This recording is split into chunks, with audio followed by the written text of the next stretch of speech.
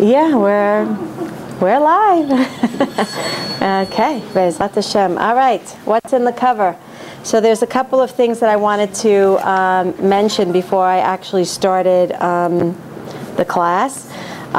So I've been in touch with a very, very special lady who lives in Neve Yaakov. They have a very, very, very special daughter. Her name is Maayan. Her name for Refuah is Maayan Bat Devora Hadassah. She just turned 9 years old about 2 days ago. There's actually a WhatsApp chat that talks about upgrading our Emunah in the Zchut of Maayan, or the Refuah for her. So first of all, I'd like to dedicate today's class to the Refuah Shlema of Maayan Bat Devora Hadassah. Amongst all Cholei Amcha Bet Yisrael, she should have the Zchut to have complete healing, B'riut HaNefesh, B'riut HaGuf, and for her, because she's holding, her body is holding such an exalted soul. I'll tell you in a minute why I think so. I want to wish for her not just a refuah shlema, but an ultimate soul rectification, because I feel like it's way beyond the body. She's really here to bring an ultimate tikkun of her very, very exalted soul. Amen. Maayan has a disease called Batten's disease. They actually think she's the only one in Eretz Yisrael who actually has this disease. It's a very rare genetic disease that usually there's different ways of in terms of its appearance. It manifests itself in different ways. I should have brought a picture. I forgot. But basically, her onset was around at the age of 2. Up until then, she was perfectly healthy, and it's just a very progressive disease, a genetic disease that is inherited from mother and father, and you just progressively start. I don't know the infinite like the intimate details of it. I just know that it begins as motor skill, difficulties, epilepsy. She's now legally blind. She is literally bound to bedridden. Has no ability to move, communicate, no speech. She can't eat. I mean, Hashem has His ways, and this is what her body is going through right now. And unfortunately, according to medical science, there is no cure, and it's fatal. So we're living by a miracle every day that our beautiful Maayan is alive. And I've been in touch with Devora Hadassah, who's amazing, and as always it happens, these children are given to the most amazing parents. And my introduction to her was someone chatting and telling her that I do this Torah therapy, and can you please do a session for Maayan? So I did do a session, and I'm going into this therapy session thinking, I'm going to probably have to give this girl everyday support. I mean, it's not going to be enough. Like, this is a huge commitment on my behalf that I'm going to be doing this therapy for her day in, day out, because she probably needs a tremendous amount of help. And I go into the session, and there's almost nothing there to fix. Nothing there to fix. On a bodily level, there's nothing to fix. And I'm searching, and I'm digging, and I'm looking. No negative energy, no ghostly entities, nothing going around her. Clean as a whistle. Perfect girl. I'm saying this, I have goosebumps. How could this be? I'm expecting her charts to yell out, scream to me, help me here and help me there and repair this and repair that. Nothing's coming up. I said, okay, I'm dealing here with something way beyond my means. And I did do some digging, which I generally do not, because I'm not always privy to seeing people's energetic souls. And I spotted something very deep there. I'm not going to say what, where, how, but she's holding the spark of a very, very, very exalted being, of spiritual means. And what I did see, what did come out, whatever I was, I was allowed, so to speak, and I did see openings that I can clean. I did see that the one thing that her energy fields were yelling out to me were unconditional love. Kept coming up over and over again. if I saw a blockage and I was ready, I was able to clear it on her aura or energy systems, it was screaming out, unconditional love. That's what kept coming up over and over and over again. So when I spoke to her mother, I said to her, this is what we're dealing with. She just needs, her soul is yelling out that we need to, elevate ourselves in the sector of unconditional love. And so her mother, in her, her beauty, has been, preaching this on the chats. And yesterday she did a Sudat Hodaya that, she's alive and with us and in spirit. And long story short, why am I saying this whole introduction? Because I'm here now, bringing it out to cyberspace, and before you, this beautiful group and whoever's watching, for the period of the 3 weeks, whatever's left, up until Tisha B'Av. And this is tonight. This is what we're going to be talking about. What I'm begging you to take upon yourself for the tikkun hanefesh of this beautiful, amazing girl, an act of unconditional love. And what do I mean? It means something that you are doing anyway, a relationship that you're involved in anyway. Elevate yourself to be able to give to that particular person for the next, 10 days, unconditional love. Go beyond yourself, go beyond your bodily being, and give of yourself to that person in the zchut of Maayan Bat Dvorah Hadassah, that, that there's nothing to heal in her body. There's nothing there. It's her soul is here to shine a great light, and she's asking of us to spread the light of unconditional love. So for her merit, for the soul, for our soul, because we benefit, because we're all one, we're all klal, to take upon yourself and act. I'm bringing the challenge up for all of us. Not a long time. And Alavai, we should continue that after. I know I have already taken it upon myself. So I'm going to tell you a little bit of a story. I can't say shushu because we've got people watching, but I'm going to try to be as shushu as I can for the sake of not spreading Lashon Hara. But the night before the Shvaisle of Tammuz, or the 17th of Tammuz, I was exposed to a tremendous amount of hatred by someone in my family. Hatred to the point where when my husband attempted to speak to this person, I was cursed. Literally, the person was wishing me to die and that I should be a dead corpse on the street. Okay? Talk about emunah, talk about emotional control. That was my nisayon the night before the beginning of the 3 weeks. I said, okay, Hashem, you're ushering in, the ability to love someone, right? To love someone when they curse you. And I spent literally almost all of Shvaisle Tammuz crying, not for me, but crying for the Shekhinah. Because I felt on my bones and on my flesh what it feels like to be totally disvalued and, dehumanized. Because I don't know what it's like to curse someone. I don't think I've done it as of yet, as of recently. I don't think I've ever done it, God willing, and if I have, God willing, I did tshuva on it. But the idea is, this was my confrontation. So then I'm presented with this challenge of unconditional love. Who am I going for? This person. And I begged, and I prayed, and I pleaded with Hashem, please remove this hatred that I have for this person. Give me the da'at. Give me the shining wisdom that comes from the holy throne to know what it means to unconditionally love, forgive, and understand this human being. Because it's not coming from a place of meanness. It's coming from a sickness of the soul. What happens? Erev Shabbos comes along, and I get a phone call informing me that this particular person's in ICU.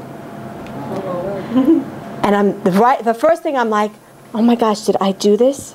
Did I say something? Did I wish something on this person? Did I do something on this person? Did my anger, my sorrow, my pain, did it caught? This is where I was. And I right away was ushered in to do tshuva and ask Hashem, please forgive me, please forgive me. Was there something that I did? I didn't mean to. I'm working on myself. I'm working on letting go of this pain of this, and I don't want to be the cause of this person being in the hospital. And then after doing cheshbon nefesh, what I had really realized was that was what had put this person in the hospital essentially was their hatred, running in their veins. Because the reason why they were hospitalized was because their blood, the pulse in their body went down to like 26, which is I don't know much, but right, is that like that? That's very low, right? And their blood sugar went up to 500. So it was, and I realized that they had lost the vitality of life, because when you have hatred, flowing through your blood veins, that's robbing you of your vitality, because that's not what Hashem wants. Is it hatred or it's pain? It sounds to me this person was very much in pain. There was a lot of hatred there. Hatred is a product of pain, but what was brought out to the surface was a lot of hatred. I mean, to not think clearly enough that when you're not, okay, you're cursing me out maybe to me on the phone, but now you're not talking to me, you're talking to my husband. And what did you expect, my husband to just listen to, listen to his wife being cursed? He actually acted very, very, very, very divine, and he, went through the motions of calming this person down. But the bottom line is, that's what robs us. So it was an amazing lesson for me to actually see the product of hatred. The product of hatred. Because I didn't feel that it was, because of me, that it was that person's doing of that anger and that unwillingness to forgive. It was so immediate also. It was beyond, it was scary. It was actually scary. And I actually consulted my Rav, and I asked my Rav, I said, what do I do? Now do I have an obligation to do Bikur Cholim? Like, what do I do? See, when you don't think at those moments. You're not capable of thinking. You're not objective to think. And I let myself surrender myself to godly wisdom. I said, what do I do?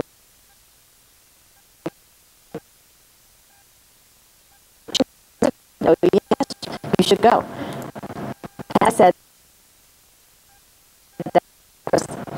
I'm not kidding.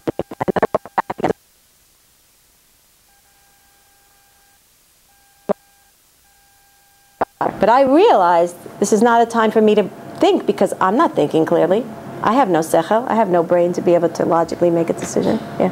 No, so where does such hate come from? I mean, I'm trying to figure it, because I also, I've never really hated, maybe I disliked certain people, but where does this hate, where does it come from? Does it stem from, to hate? So we're going to talk a little bit about this today. Hatred comes from that covering, from this cover that we're going to talk about. Hatred comes from a huge gap and emptiness of lacking.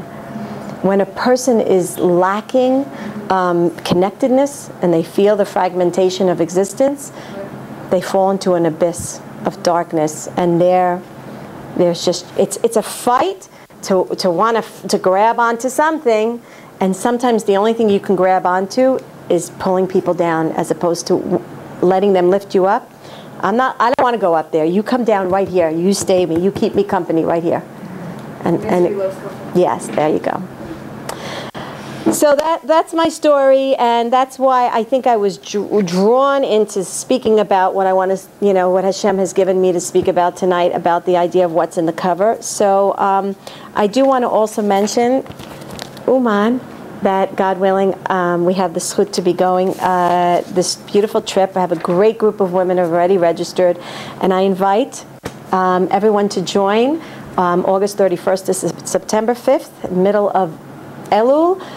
We added in the kever of the Alter Rebbe, so that's a very big treat to sort of squeeze that into the itinerary. It makes the trip that much more meaningful. And I don't promise any sleep on the trip, physical, but I promise a lot of, with Hashem's help, a lot of spiritual goodness for the coming year. Because why is this trip so special? And why was it situated at this time? Because it's 2 weeks before Rosh Hashanah. And last year when we went at this time, it's just not a dry eye in the house, so to speak. I mean, it is just all tshuva. Your tshuva begins with this trip, if not, beforehand. And I beg everyone to try to come. Really, it's just so meaningful, and it's very powerful, and it keeps you going the entire year. Okay, what's in the cover? May the zchut of tonight's teaching and all that we learned and all that we gained stand as a zchut for Ilui Nishmat Ephraim Ben Yoshua. It's the brother of Esther. Brother of? Esther. Remember Esther came last time? Esther. You gave her a Oh, yes. Oh. Didn't she say he wasn't doing well? She had just gotten up from Shiva. That's right. May it stand as a zchut for his neshama amongst all the tzaddikim who have departed from this world. Amen. Okay, so today we're going to talk about coverings, and it's interesting because we are in the 3 weeks of covering, the ultimate covering of darkness, the 3 weeks. 3 weeks of chaotic emotional turmoil, of trying to fix all the chaos that's going on inside of us, all that emotional turmoil, which has brought us to baseless hatred, is something we need to fix, and we need to fix it now, like right away. And Be'ezrat Hashem, today we'll be able to see what's stopping us, what is stopping us, and there is a cover. There's not only a cover over the entire world, which is the veil that, God willing, will be unveiled at the coming of Mashiach Be'ezrat Hashem soon now, but there's an individual cover and veil and curtain over every single one of us, over our eyes, our ears, our nose, our mouth, our heart, everything. All of us is encased in one big covering, and the Kabbalists call this covering a klipa. A klipa. So we're going to explore the world of klipot today and understand what is this klipa. We hear the word, we've heard the word, it gets tossed around in the world of Torah. Today, scratching just a tiny bit of the surface to just understand what is this klipa about, how does it pertain to my life, what do I do about it, is it good, is it bad, is there something how does it get fed, how do I open it, what do I need to go to Home Depot and start buying hammers, what do I do, how do I get rid of this klipa? First, let's understand the idea behind a klipa. A klipa is a division, it's a divider. Anything that divides me from my realness, from receiving Hashem.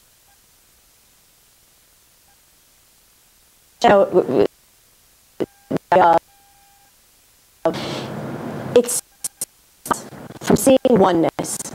We all know fragmentation. Fragmentation means the world as we see it today is not in its proper divine design. Hashem has to draw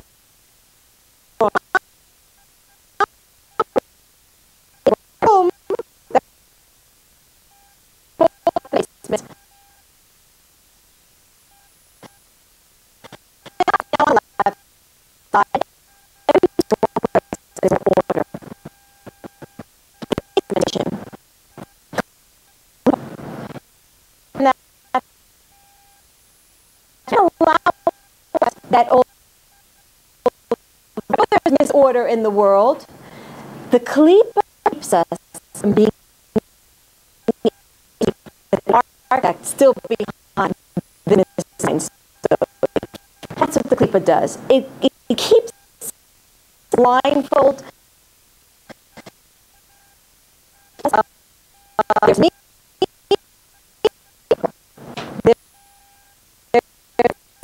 There's oneness.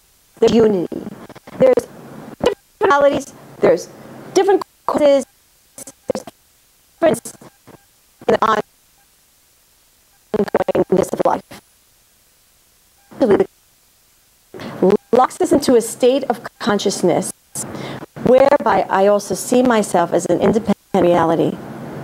And I look at the world and can relate the world through this cause do something. And there is such a thing, but it's separate. It's very hard for me to relate that everything stems from Hashem. Everything comes from Hashem, and there is no dual reality. There's one reality, and in that, it sounds crazy. It sounds mishkabobbled. but it's the truth.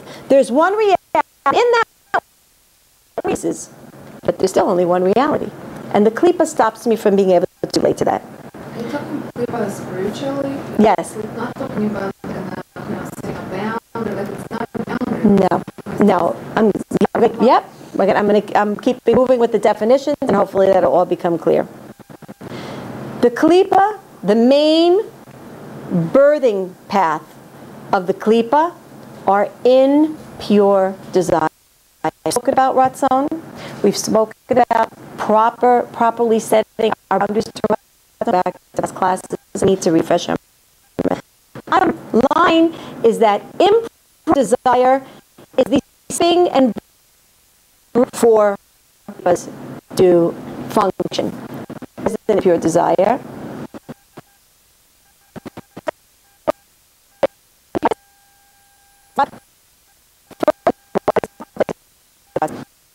What is Hashem's ratzon? And what have we done?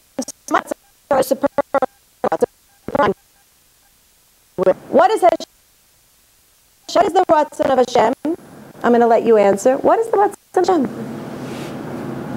For us to get closer to Him, for us to ultimately connect. Right. Attach ourselves. What is He? What is He?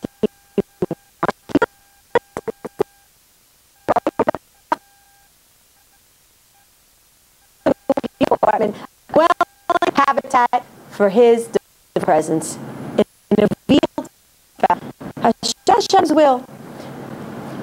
How do we go about through attachment? Exactly what Esther said. Through attachment, when we attach to Hashem's presence, He allow His light to permeate comes into the world. Right? A little bit by you, a little bit by me, a little bit. It's like flashlight. Start opening up. It's been removed. What we need to do is Hashem's desire in attach ourselves. Pour down only one thing. We've spoken about it's called the notion of God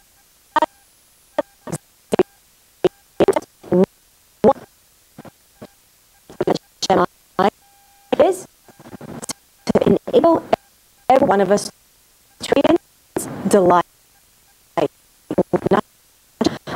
Ultimate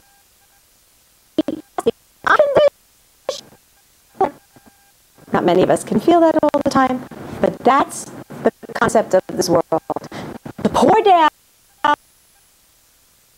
to experience delight. How?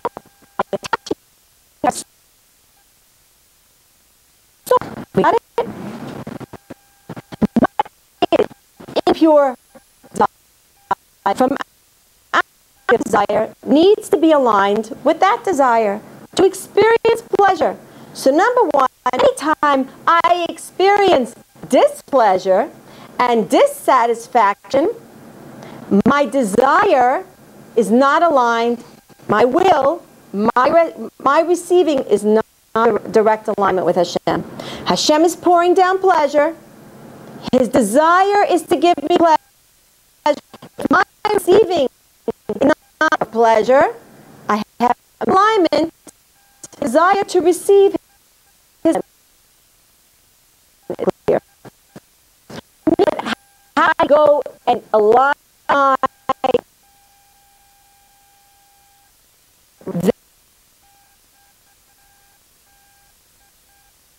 that form by wanting the same things that He wants.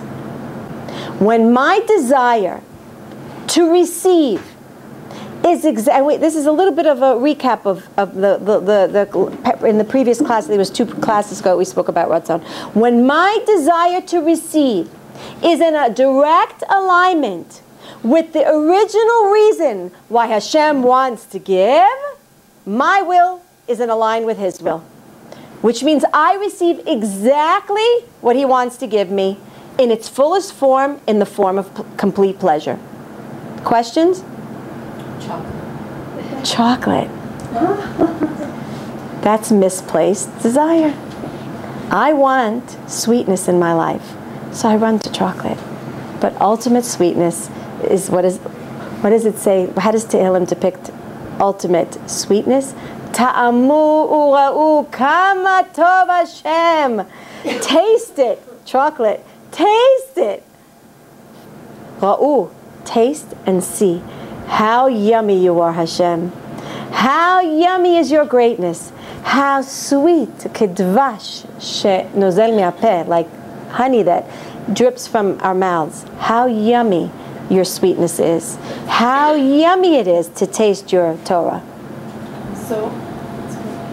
So what you're saying is that even if something that we consider bad happens to us, we should be happy from that. We have to align our da'at, align our godly conscious, the mind.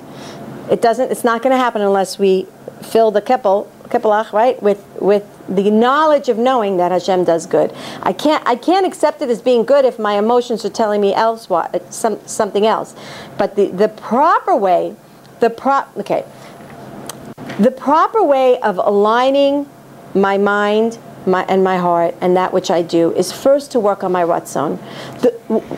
All the work that's going out there today in aligning positive thinking and teaching positive thinking is commendable. It's fantastic.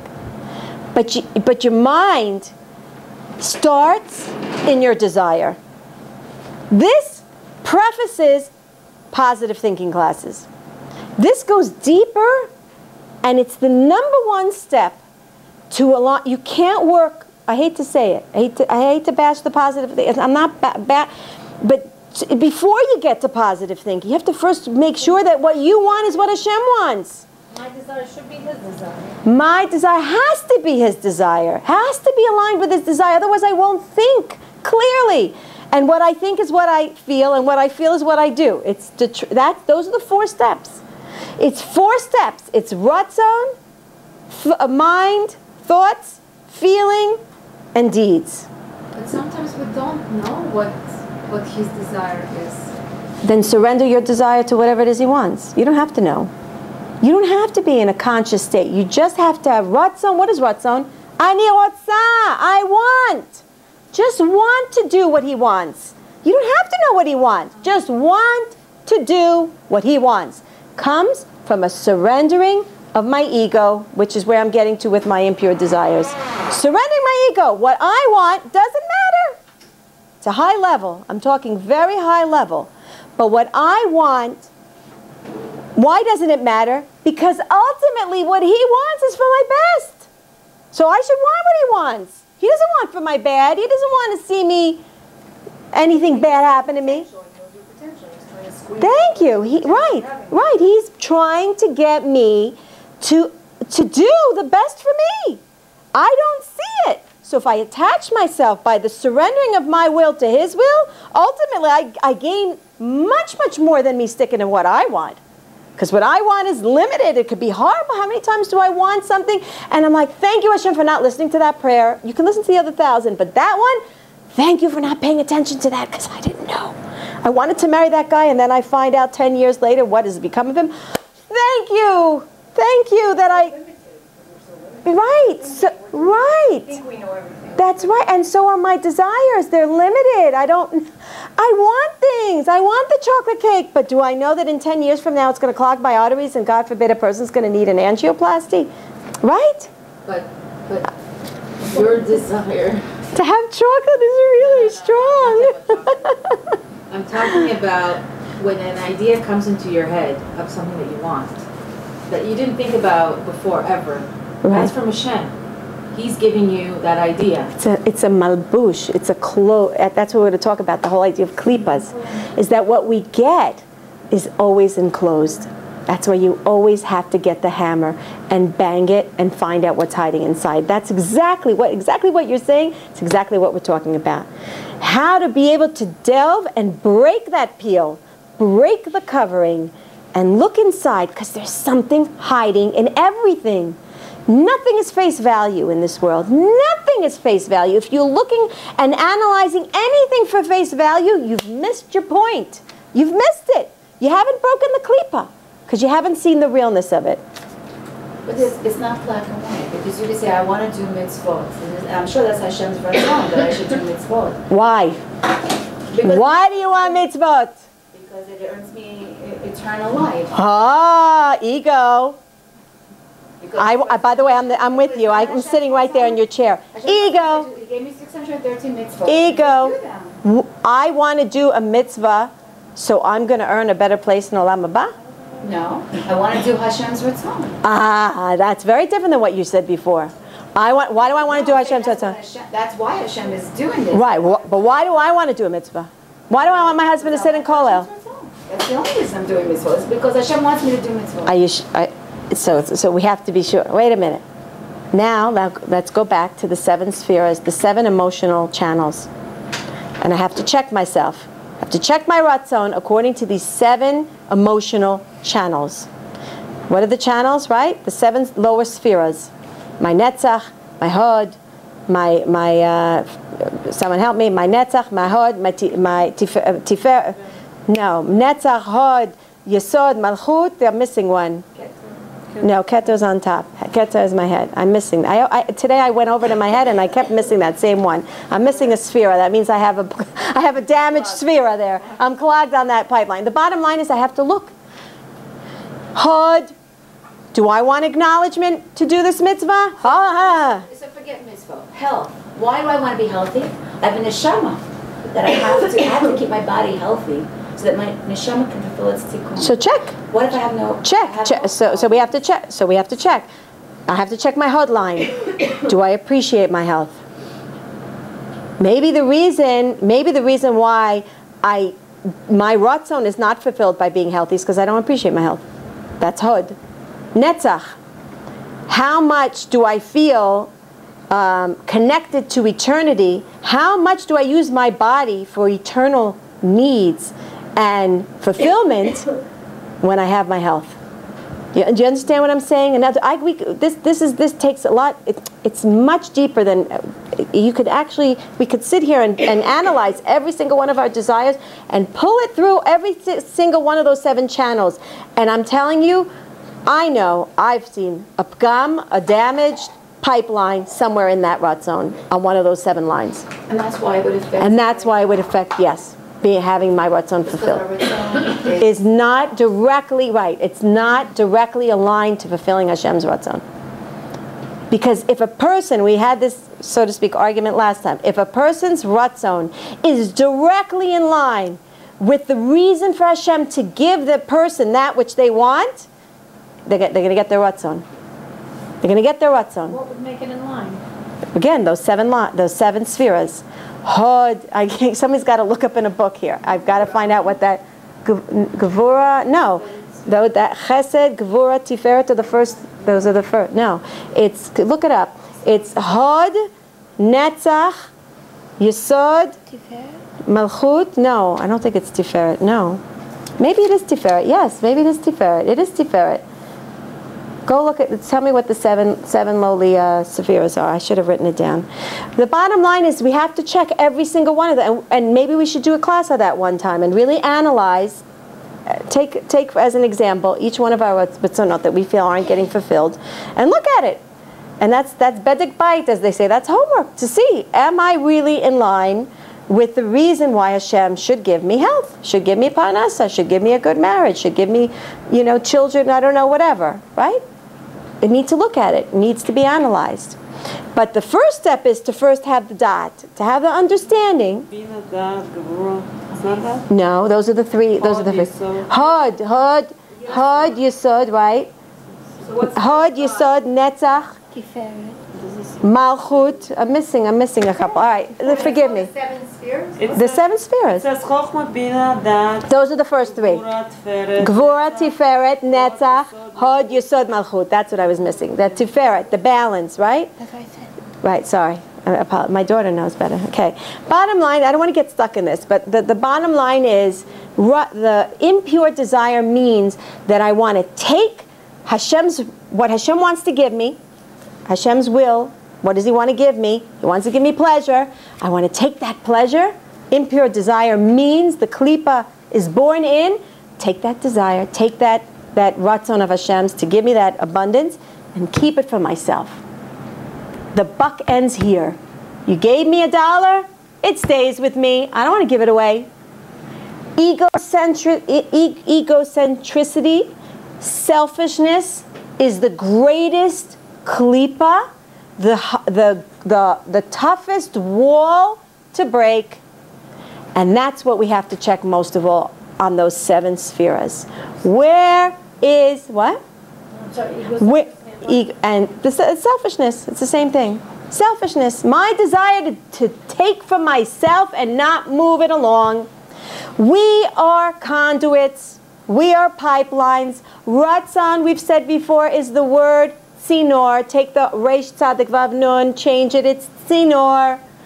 We are supposed to take Hashem's desire and ratzon to fulfill our needs and be a pipeline to continue the flow of life, to pass it on, what's called koach hamashpia, to affect others with that which Hashem gives me, not keep it and hoard it for myself, not shove it in the closet, not say it belongs to me. Whatever Hashem gives me is for me to share, because nothing belongs to me. And when I can align myself with that desire and elevate my desire to become selfless, to become giving, unconditional love, what did we start the class at? Unconditional love, to push my ego aside. Because why would be the reason why I wouldn't want to forgive someone? What would be the reason why I wouldn't want to give someone? I'm egocentric. You have to stay away from them. Or you can elevate yourself through the challenge and go above and beyond yourself and continue to give unconditionally even when you get nothing back. You do it every day for your children. Okay, hold on. Why do you say that it's unconditional to give your kids? You're going to gain back. What? You invest it. Excuse. This is okay. Hold on. I'm closing the book now. We're starting a whole new class here. What do you mean? What do we gain back? Oh, now I have to give a whole class on investment, on investing myself into my kids. My kids. Don't forget. Before you say kids, what do you say before? My kids. But they're not your kids. In this world, but in this world, they're my kids. My kids. So my kids is me. The word in the word "my" is me. But what's wrong with That's not true. Let me see you invest what you invest. I'm challenging. I'm sorry. Let me see you invest what you invest in your children in someone else, in your neighbor. I feel like it's my responsibility. Hashem gave me that gift. So it's extension of you. They're extension of you. They were born from you, so they're extension of you. So they're a part of you. We're not going to deny that our children are a part of me. It's fine, but it's So when I'm giving to them, I'm giving to myself. If I'm giving to my pink, this is still me. Even though it's on the outer skirts of my body, it's still me. My kids could be maybe an outer part of me, but they're still me. But we're obligated to give to our children. Right. We're not. That doesn't mean I'm not obligated. It's partly obligation, it's partly love, it's partly selfishness, but it's varying degrees of all. Right, but I'm still giving to myself. When I give to my kids, when I give to my husband, when I give to anyone, I'm taking, now we're going to talk about investment, so if you want to do accounting 101, okay? When you invest in a pension fund, you're taking away from now. Are you really taking away? No. You're putting it somewhere else for some other time. That's what you're doing when you're doing for your kids. You're taking of yourself, you're putting it in yourself outside of you. I hate to make it sound, but that's what you're doing. You're for a later date. Because banim is boneh. The word banim, children, are from the word boneh. What are they building? What are you building? You're building yourself through your children. You're building your olam haba through your children. Otherwise, who's going to continue to do for you when you're gone? After 120, may you live. What about people that don't have kids? They have their own tikkun. they build in other ways. Hashem provides them plenty of avenues to leave this or to leave that or leave an inheritance here or leave a memory there or leave some sort of a mark. They have a mark. But then anytime you give, you're doing that. I mean, if you're giving something... I was going to say that.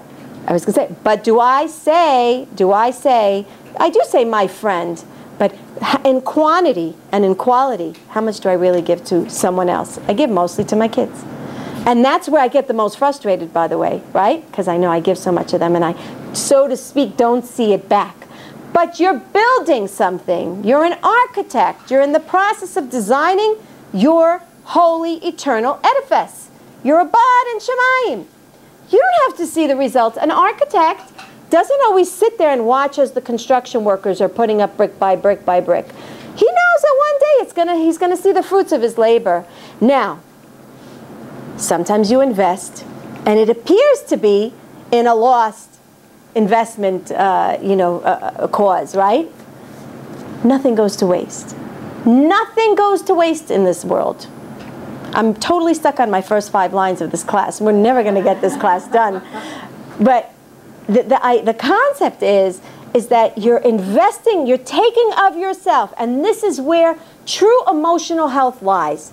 If you see yourself when you give as taking away, you're always going to be on the drainage line, wanting and looking to plug in somewhere and get renewed. I need a vacation. I need a new car. I need a new kitchen. I need something because I have to fill that which I gave. But if you see what you give as an investment, it never left you. That's how we have to view life. As an investment, not as a giving, but as an investment.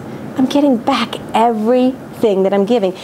Aren't we taught that tzedakah is the money we end up really saying was ours in Olam Haba? I, so to speak, parted from it. How come I recognize that when I give tzedakah, it's really staying with me? I should be looking as when I give to my kids and my husband, to myself even, that I'm investing, I'm just putting it away to another corner. Now, the problem is that we gauge our investment based on this world. I don't see anything. Look at my kid. Look what he's doing. He's listening to this guy's music. He's going out to nightclubs on Friday night. Where's my investment going?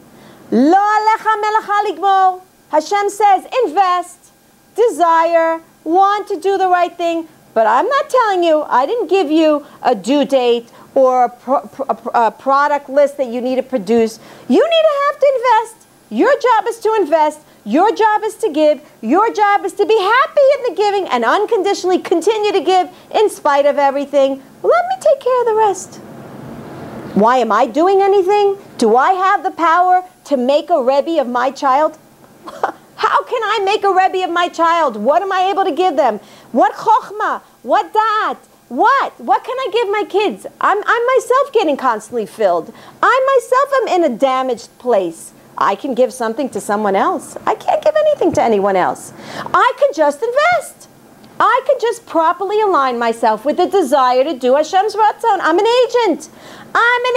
I'm not the boss. I don't sign the paycheck. I'm an agent. It's the boss who has to decide what he's going to do with my time. He decides to place me in this place of the part of the world versus this. He decided to give me this child versus the other child. I would have had better mazel with that child. With that child, it would have been easy to make him a gadol hador. But he gave me this child. I'm an agent. Yes, sirree, I'm doing the job, and I don't ask questions. Rosh katan, as they say, right? Small-headedness, and that really is a concept in Judaism. Small-headedness. I don't ask a lot of questions. You gave me a job. You're paying me by providing me with food and with a husband and with a home and whatever it is that you feel I need to fulfill that job. And I'm doing the job. I'm not looking and checking to see. Hashem, I beg you, please, that my investment, I'm working to invest. I want to see results because that's our ratzon in this limited world.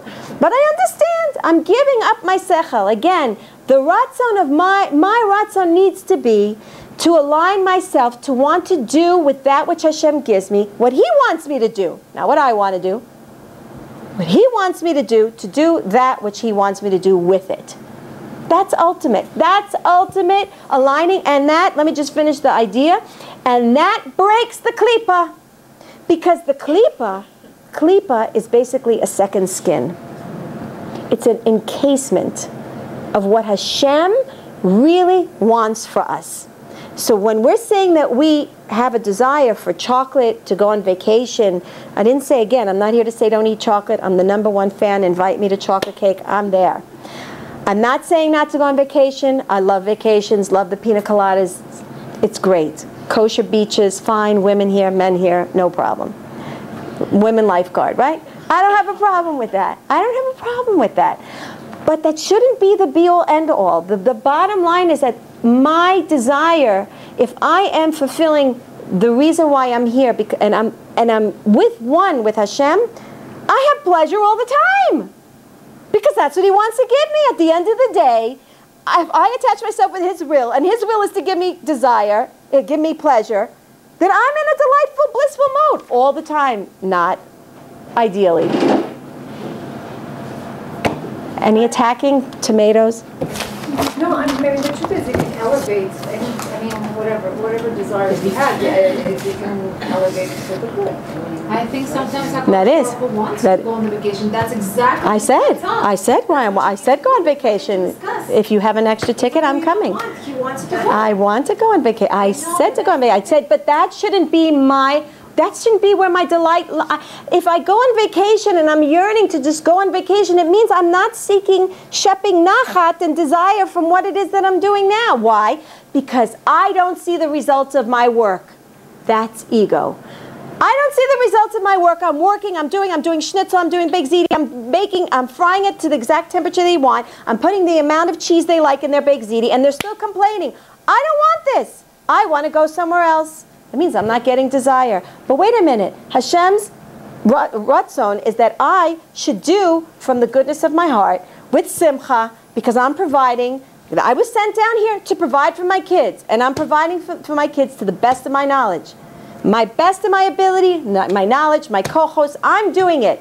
I'm doing Ratzon Hashem. I should be happy in that. I should be happy just in the mere fact that I am doing Ratzon Hashem. That's the true delight.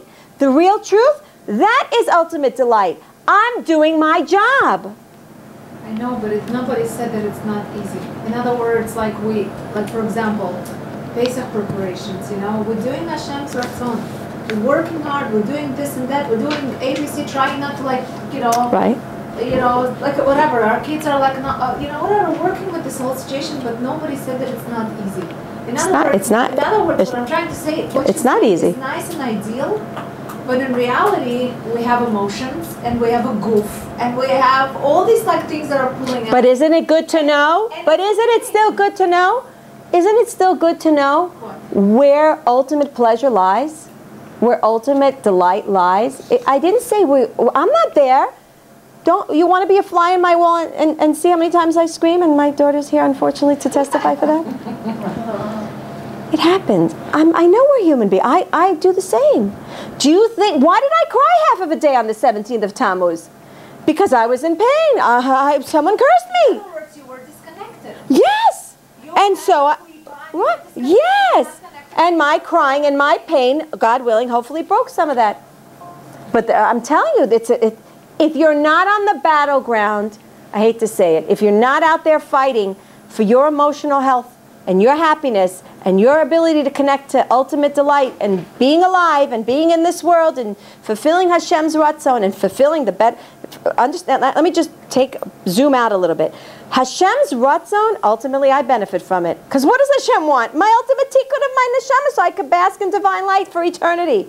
I'm not going to be sitting there working for the rest of my life. In eternity, I get to shep some of that, God willing, a lot of that nachat, that pleasure. It's there, it's coming. The idea is to trust that that's there. Again, take the example. I'm taking my money now when I'm 20. I'm not 20, but when I was 20, taking the money, putting it in an account. So when I'm 60, I get to enjoy it. What does it mean? I'm taking away, but I'm just investing it for a later time. Same thing here in this world. I'm taking everything and I'm investing it at a later point in my life. Because after death, there's still a continuation of life. I keep saying that. After death in this world, there's still a continuation of life in a different form with a different garment, right? Today I'm 6 Saks Fifth Avenue. Tomorrow I'm Calvin Klein, Tommy Hilfiger. I'm just in a different wardrobe area, but I'm still I'm still alive. You can't say though that when you're crying, you're disconnected. Depends on where the crying comes from. If the crying comes from kvetching, then you're disconnected. If the crying comes from, which God willing, I tried to elevate my tears from that point, is why do I feel so hurt? Why do I feel so hurt that this person cursed me? Why? What? My ego? I don't have any ego. What is my identity? Why? Do I think I'm a righteous being and I don't deserve to be cursed? Not that I say anyone deserves to be cursed, but look where it comes from. Look where, if I recognize that I have sins and I need to be put in my place, and this curse was just an avenue, it was a shaliach for helping me recognize that I have my flaws, I have avenues to work on, I have ego, I have things I need to crush, then it's a matana. You've broken my klipa. The pain, which I hope to get to tonight to talk about, the pain dissolves the klipa. Pain is a dissolving agent. So you can have painful tears. Yes. But it's not from a place of kvetching. Why me? I don't deserve this. The pain and the tears need to come from, wow, look at me. Look at my yuckiness. You had to make someone curse me for me to realize that I have to work on myself? You mean the klipa? I must have had a heck of a klipa. Because we're not talking about just plain old someone humiliating me, or someone wishing me dead. That means I must have been encompassed in many, many layers of garbage. And you sent it and you broke me. Maybe the only reason was so that I could sit there on the 17th of Tammuz and I can cry for the pain of the Shekhinah, which maybe I would have ordinarily not have done if I didn't have my own personal pain. But look at that klipa that needed to be broken, and I took it. I understood that. I look at it as like it had to be that bad, because I don't look at it as like you had all these klipas. I look at it like when you've already achieved a certain level in life. I think that like it has to, I would never say that. Right. You could say that. I can't say that about myself because everyone knows where they are. Right? I mean, for somebody to say I hate you, I want you dead on the street, like that's like really, you know what I'm saying? So I think like you've achieved all, like you've achieved that. That's like, you know, like Hashem had to really send you like. Talk about, like I said, it was a true lesson of unconditional love and forgiveness. Obviously, this is a lifelong process to get to this point. And I think that, I mean, I don't want to diminish anything. Emotional pain is hard. But with emotional pain, I feel like it's so much easier to turn to Hashem. But with physical pain, I don't see that. I mean, physical pain can block me to a point where I can't connect at all. But Gehenna is emotional too. Emotional pain is very painful. Right, I'm not saying people who suffer clinical depression will tell you they'd rather have, God forbid, than deal with emotional pain. But it's your particular challenge. I don't want to diminish. It's your particular challenge, is what you're saying. For me, emotional pain. For you. Okay. With physical pain, I also try to connect depending on how severe the pain is. If it's really severe, I don't understand the reason for pain, because if I can't connect and I can't function in my house, then what's the pain from? From the pain, first of all, physical pain is born out of emotional pain. The Sfar HaKadoshim teaches physical ailments are a product of emotional breakages in the system. So in other words, when there's a spiritual blockage, then we feel emotional disconnectedness, which is the source of all pain. The source of all pain, the source of all what, and we're going to, that's also a subject of another class, but the word machala, we've said this before, comes from the word, machala in Hebrew means ailment, sickness. The word machala, all ailment, is housed in one area, halal, emptiness, shares the same root. There's an emptiness. So every bit of any sickness, emotional, spiritual, physical, is born out of a void of divine light shining on that particular organ, sinew. Hashem wants this. I have to now. Hashem doesn't want us to be sick. If I have a horrible migraine, I can't function. That's Hashem's ratzon? Or it's No. It's I caused my own migraine. I caused my own migraine. Why? Because I have a tremendous amount of pressure. Why? Because I'm worried. Why? Because I'm not connected to Hashem. It's all due. It's and Yisuim Lelo Avon. And Yisuim Lelo Avon. There are no sicknesses without some sort of sin that I had done. Maybe 5,700 years ago, maybe I did it. And that's why I'm getting a headache today. And, you know, I could be getting a headache today because of something that I did 500 years ago in a past lifetime. I'm just saying. Initially, that we're supposed to be putting our will in sync with Hashem's will. So even, so let me tell you where. Right, where do you put your ratzon? Right. Hashem, you want me now to be cleansed of whatever klipa that I need to be cleansed through the pain of this migraine. That's putting my ratzon with Hashem's ratzon. And eventually that should ease the pain or shorten the lifespan of the pain. If you really, though, you have to, it's not just lip service, it's true aligning.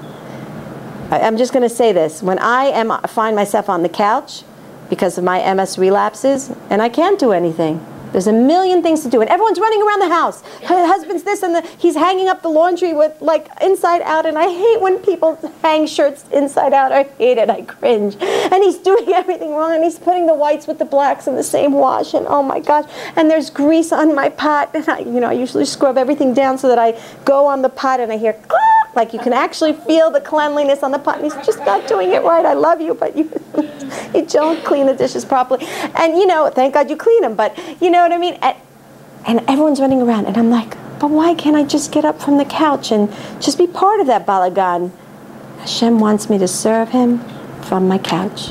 And in serving him from the couch, by surrendering to my reality, accepting my reality, I'm doing his ratzon. I'm going to bring you actually a story of Rab Zusha in a minute from depicting that. There's a spiritual fixing that you need to do according to each body part, right? That's hurting you. The Rabbi Chaim Vital and Sharei HaKodesh, I think, I forgot the name of the, he brings it in. Every part of your body is a different spiritual. Yes, for sure. You need to fix. Sure, and it's hidden in that book, the Book of Remedies, that was taken away from us, that used to, because we used to go to the Kohen. First of all, we have no Kohen. We used to go to the Kohen and say, hello, I have a pain in my ear here. What is it? Open up the page. Let me see here. Da, da, da. Okay, bring this type of korban. This is what you need to do. Stop this, stop that. Person would do it. Gone. No more pain. Rav Abush speaks about it in one of his books a little bit, like back pain and all that. Yeah. So God willing, my next book is going to speak about it. That's yeah. That's what I'm going to. Right. So that's one of the things I hope to get to in the book. Right. And it's all there. It's all there. Berach, person who has knee pain. Where does it come from? Berach, bracha. You have to improve your brachas. So that can mean many things. It could mean I'm not saying my blessings properly. It could mean that I was going to say something that I don't bless people enough.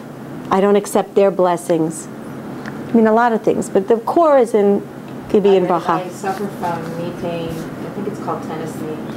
It's only when I go up and down the steps. So I googled it. And it said that people who suffer from knee pain, like ego, it's bending over, stubbornness. Yeah. So what do you do with your knees? You bend over. I don't want to bend over. But when I read that, I told Hashem, I don't care that I'm stubborn. I'm not giving up. On the good things. On whatever that he was trying to tell me. I said, I'm not giving up. You can continue to give me the knee pain. I'm going to be stubborn. And you got a heck of a partner to fight with. Hashem is much more stubborn than us. Thank you for not giving it to me constantly and I live with stairs. We don't have an elevator. I said, but I'll take the pain. And then I've noticed, like for the past couple weeks, I'm not feeling it when I go up and down the stairs.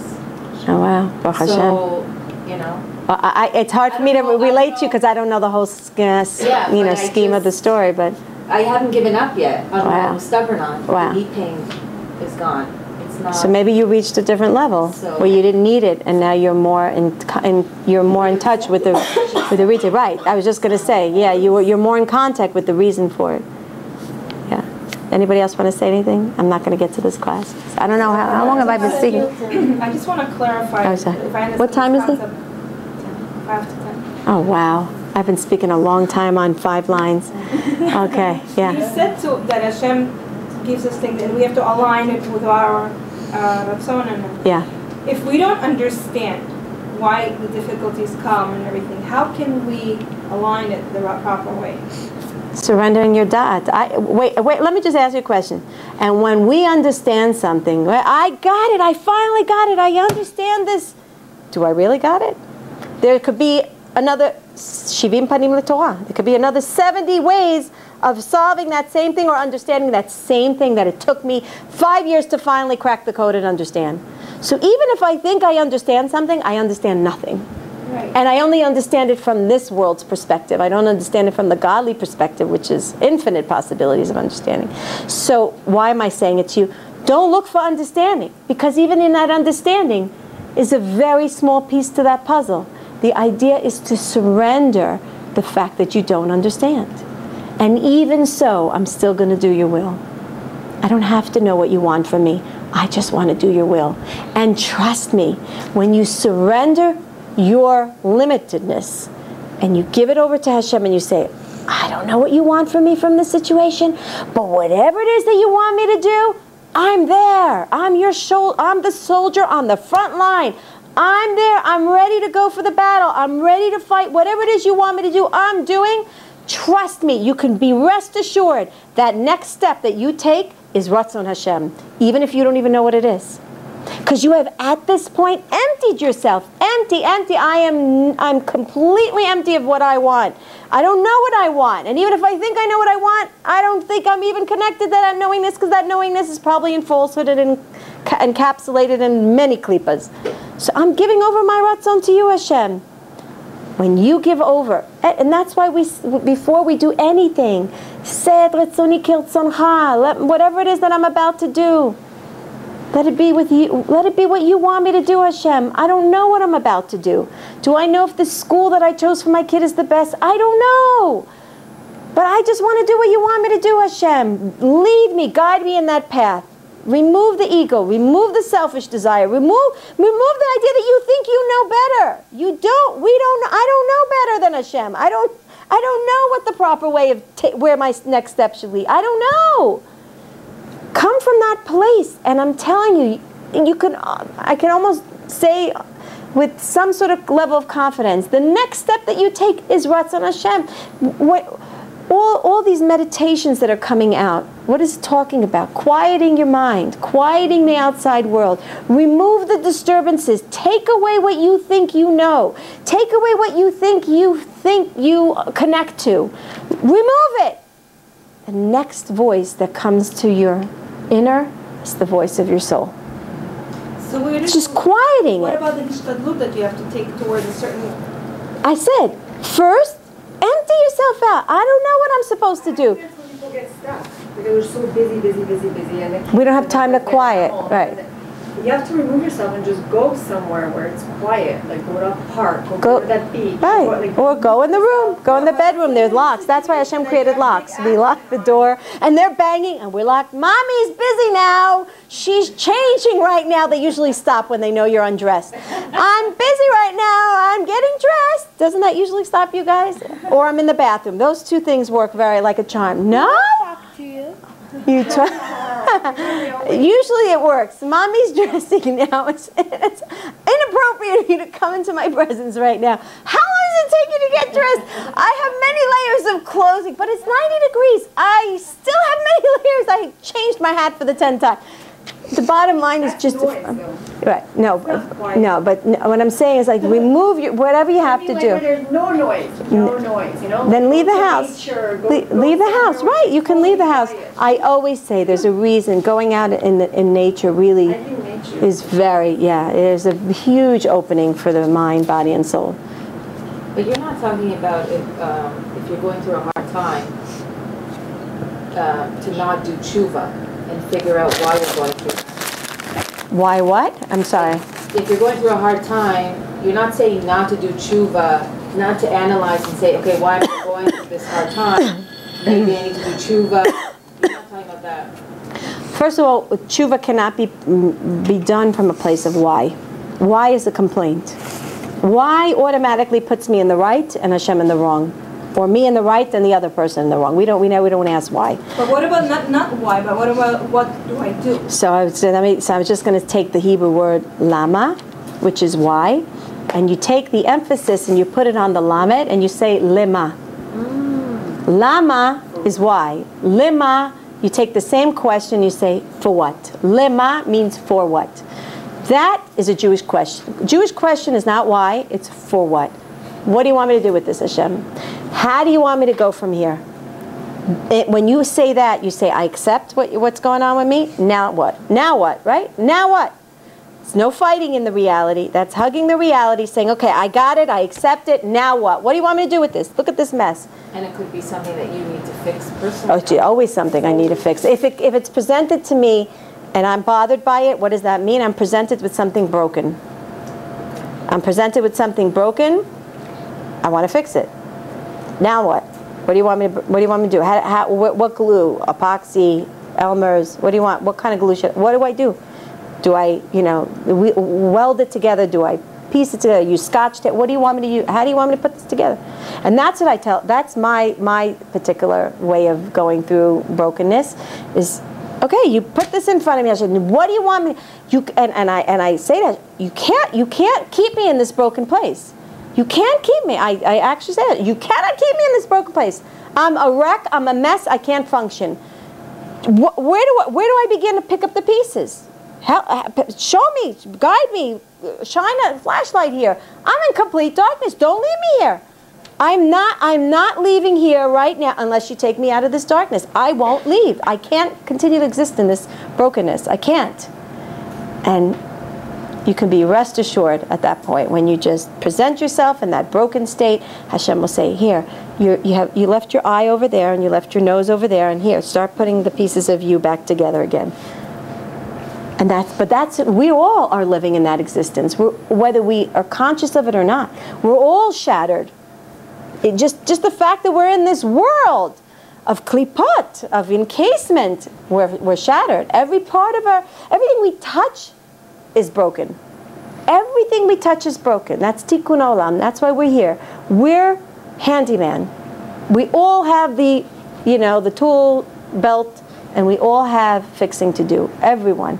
Tikkun olam is fixing. That's what it's about. We're here, all of us. Hashem purposely the world is good, but it always needs more fixing and more improvement. It's good. It has a good essence. It's a great foundation. It's what to stand on, but we need to always fix and build it to a better place.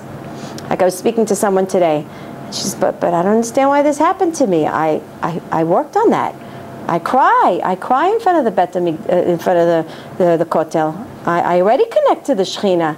I said, we can never say that I've already. You can never say that you've already. You know why? Because our realm is in the realm of repairing infinity. You never reach a level where you've already accomplished that. Then that already in itself shows the brokenness. I can never say I've achieved the ultimate chesed. I've achieved what it means like to give chesed. One area where you could say you've scratched a little bit of that is in chesed shel emet, where you have done tahara for a person who's passed on. That's what they say. Doing tahara is the ultimate act of kindness, because that person can never give you back. I had the schut, unbelievable schut to be involved in that when I was in America. I took it upon myself after my grandmother passed away. It's a whole different level of being. But then advocating for Yom Shamayim is not giving you back? What? The person that's passed. I don't know about it. So in my mind, because I don't know and I don't really see it. Like with the body, you have to be very careful. No? So many rules. It's the ultimate place of humbleness to be in that presence of tahara. I say whoever can stand, it's the ultimate place. You really want to achieve spiritual heights. An unbelievable chesed. Chesed shel emet. Ze emet. That's the emet. When you're giving, why is it called emet? Because emet is Hashem. That's ultimate giving to Hashem, when you take care of someone who can no longer repay you. There's nothing you're going to get back. Not in this world. Unconditional love is not that you can't get anything. Unconditional love means I'm giving and I don't expect anything back. Yeah. That's what Hashem does. That's all the time. When I sin, who gives me the life? Who gives me the koch to sin? Hashem. Right? So I'm going to tell a story, though, I want to just tell the story about Reb Zusha. So there's a story told that Reb Zusha and his brother, Rabbi Elimelech Mizanz, may their righteous souls protect us, they once found themselves imprisoned. And they were basically in this cell, and there was no place to go to the bathroom. There was no bathroom. There was a bucket. And the bucket was already filled because there were other men in the room. And came the time for davening. And as halacha says, you can't daven in a place of filth and of awful smell. So they couldn't daven. And Reb Zusha was distraught. What do you mean? I always daven. I always daven. What do you mean? I'm not going to be able to daven to Hashem? What am I supposed to do? And Rabbi Melech said, as I recall, everything is Ratzon Hashem. So if you're not davening, you can't daven. This is beyond your control. You're in a place you cannot daven. It's Ratzon Hashem that you don't daven right now. Can you see the mishugas, the craziness? It's Ratzon Hashem that you don't daven right now. Reb Zusha got up, and I forgot to preface it. Before this happened, they tried to ask the prison guard to take and remove the bucket. The prison guard said, no, I'm not going to remove it. So then this whole conversation happened, and then when he heard Rabbi Elimelech console him and say, this is Ratzon Hashem, you mean I'm doing Ratzon Hashem by not davening? Let's get up and dance. And the two of them started dancing like crazy people in the prison cell. The prison guard is watching the two of them dance. What's wrong with these two nuts? I just told them they have to be in this prison cell with a bucket of, waste, and they're dancing like crazy nuts. Opens up the door, takes the two of them out, and puts them in a different cell. No bucket, no urine, no nothing. Now he can daven. Ratzon Hashem. If you can't daven, Ratzon Hashem. There's a matzav that sometimes a person can't daven. How many times do I do Shmoneh Esrei while I'm sitting down because my legs, I can't stand up sometimes for the whole process of the Shmoneh Esrei. My husband says, so make it shorter. I said, I can't make it shorter. I only know how to daven Shmoneh Esrei 15, 20 minutes an hour. I don't know. I can't. This is just who I am. I can't. I don't know what it means. I can't. So I need to connect. It takes me time. So I have to sometimes sit. That's what's on Hashem. And I feel horrible. And a lot of times I apologize. Hashem, I'm so sorry. I can't stand up right now. Hashem knows. Apologize. Hashem won't say, I'm done this to now. This is what you want. Yeah, but I feel like I'm not getting.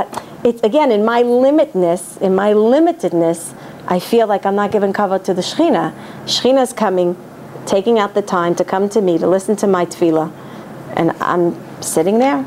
I'm not standing up. I feel. But you're sitting down, not doing. Again, intellectually, I know this, but my heart, I want to serve Hashem like you, right? I want to serve my Hashem with everything, and I can't. So I feel. But you sitting down and doing it for 15 minutes, it's much greater than we're standing like 3 minutes and things are going through our mind, like you said, we're flying like. Right.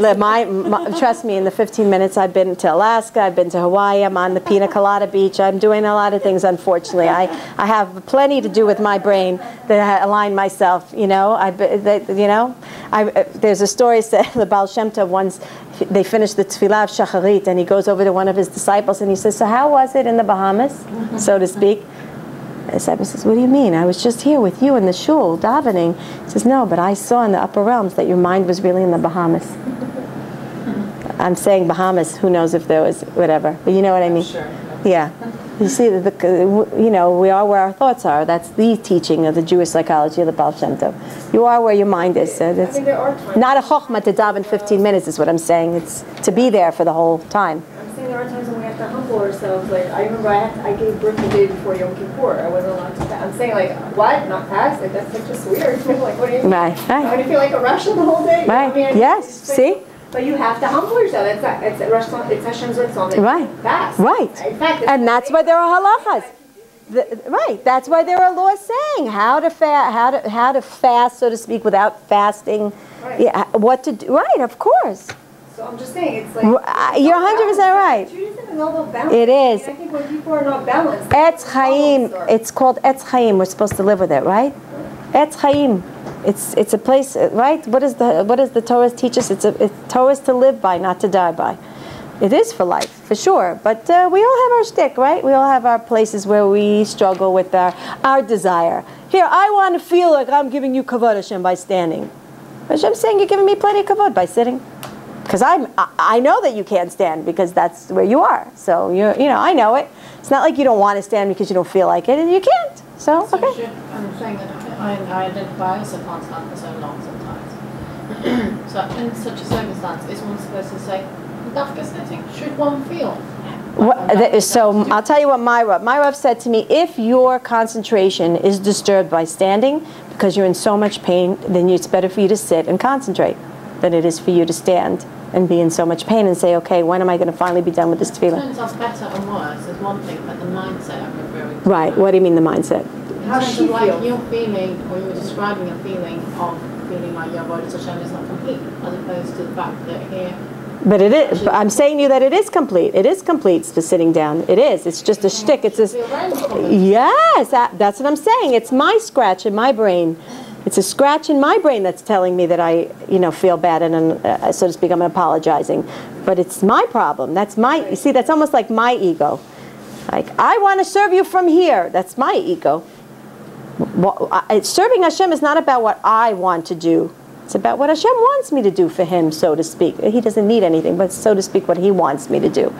Again, aligning the ratzon, pulling myself out of that which I think that I want. So let me, for the sake of just continuity, I just want to explain. I'm going to jump very far ahead in terms of how the klippas even got into existence. Basically, when they and this is a whole concept of the arizal, of the shvirat kelim, and the shattering of the vessels. And what happened was when Hashem created this beautiful world. I'm not going to go and explain the whole concept of it, but there was a process called shvirat kelim, the shattering of the vessels, when Hashem's original or Ein Sof was permeating existence, and existence knew nothing else but this light, this eternal light.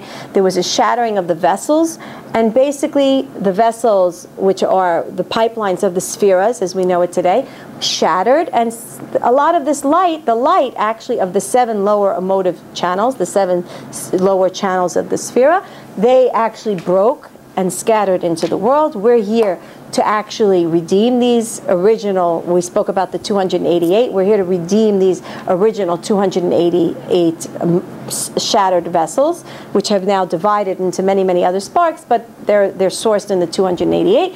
And the idea of this light, because the light shattered, what happened was, because there was an existence now, because there was a brokenness in creation, so to speak, that happened, so a new entity was born from the shattering. The entity of evil was born as a result of this shattering. What had happened? Where did this evil go? The evil, the Arizal tells us in very simple terms, which I even have difficulty understanding the full gamut. I can't understand it all. Is the evil latched on to these vessels of light that got scattered. These shards of light were basically captured and enclosed and held captive by evil. So evil is like this outer shell. It's the peel. That's the klipa. And then inside, you've got captured light of Or Ein Sof. Hashem's light is hiding in, literally, imagine these little ballies. The outside is evil, inside is the fruit, is the goodness. Everything in life has a spark of that in it, which is what we said. Everything is an admixture of good and bad. And what is Emunah? It's piercing through that layer. It's opening up that klipa and going inside and recognizing there's something more going on here. Expanded vision, right? We said everything is about opening. Opening is basically shattering cracking that klipa and knowing there's something, some goodness here. There's a diamond here. There's Hashem's light in here. And not just light. What did I just say? What light is hidden in there? Or Ein Sof. It's the original light. It's the origin of light. It's light in its purest form of creation. It's Ora Ganuz. It's the hidden existence of meaning and of clarity is always hiding on the outer shell of evil. So where is my pain? The pain is on my body. It's the klipa. The body is considered a klipa compared to the soul, which is the fruit, right? Which is the light. So my pain, I'm just trying to get to a very, very important point. My pain, physical pain, is a piercing of evilness that's hiding my soul from shining. It's a deep, deep, deep, deep important concept of tonight's class. I jumped very much so. We're going to have to go back to this class where I say no questions for the next 40 minutes, okay? But to jump to the cream of the crop of the class, if I look at my body as it being the klipa, as it being the outer casing, when the body experiences pain, the pain is really hurting my evilness. It's breaking. And it's breaking it. Pain of any sort, and when I say pain, is what? It's the salt, like you said, it's like yes, it's a dissolving agent. It's Clorox at its best. It's basically pain dissolves the evilness. Now, any hardship, any pain. When I say pain, when I say the word pain, it's discomfort, annoyance, frustration, anger, feeling cheated, everything. It's everything negative. Anything negative is pain, okay? So essentially now, how can I quicken the process? Why do I have to wait for the pain to do its job? Get the hammer and start banging. What's the hammer? Believing, Amuna, believing that there's something good in it, breaks that klipa. But on 5th gear, you're going, when the stick shift, you're going straight to 5th gear. Because why? What did we say it holds? The evil is holding on to the light. Listen to this, I'm bringing this home. Evil holds on to the light. It's closing the light. You don't see that there's even light. So you haven't begun to pierce the surface because I don't have, right? I'm only seeing the evilness. So long as I see evilness, by the way, or I see unjust, or I'm negative, I'm angry, I'm frustrated, I'm sad, I'm only looking at the shell. I'm actually one with the klipa. I am one with the klipa. I'm not even close to the light. So long as I experience anything negative in this world, I am only identifying with the klipa. The minute I begin to recognize even that spark of recognition, it's Hashem, Hashem, Hashem, Hashem. I even just yell out Hashem, and I recognize Hashem is here with me. I've already pierced the klipa. What happens is, once the light starts shining, it starts eating up the whole klipa, and evil dissolves. And the pain dissolves? And, okay, in reality, it doesn't mean my nisayon's going away. What it means is that I'm not going to look at it as it being bad. It could mean both. You know what, let me rephrase that. It could mean both. It could mean, and in many cases, it could mean that the pain actually goes away and the nisayon and the difficulty, I get a check when I'm in 10,000 shekel, minus, whatever. In reality, it could mean that an actual Yeshua comes, or it could just mean I'm not so worried about it anymore. I'm not losing sleep. I could still dance when the music comes on, even if I'm still left with the same difficulty. Why? Because just recognizing that there's light here allows light to come forth. So it's an avoda of the mind. I have a friend who's had chronic pain for 5 years. Take my phone if you want. Yeah. She's had chronic pain for 5 years. Okay. And she's tried this doctor and that doctor and this medication, and you can look at her and see that She doesn't want to get it. She knows she has to dig deep, but she refuses to. Because it's painful. And she'd rather take the pain than to dig deep and actually do Hashem's Ratzon.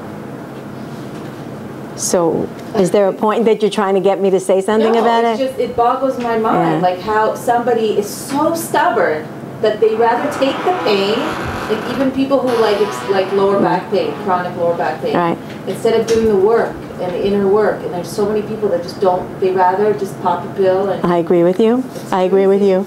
Because we run away from pain. But if we only, and this is where I'll bring everything home and close up the night, and then we'll, whoever wants to still stay for question. But the concept is what do we learn from this? If you run away from pain, you're never able to really confront the klipa, because the klipa is in the pain. So emotional repression, not going into regression of sadness or depression and isolating myself and running away. I'm never really piercing the klipa. So it just still stays there. And people can pass away like that without doing. Not can, they do. Yeah. Unfortunately, they do. So the idea is to experience the real me, the wholeness of who I am, is to experience pain, identify with the pain, accept the pain, and see Hashem and bring Hashem in the pain. And that's the real answer. And that's Klipa 101. There's lots more to come. Thank you. Yes, thank you. Julie. So. Oh.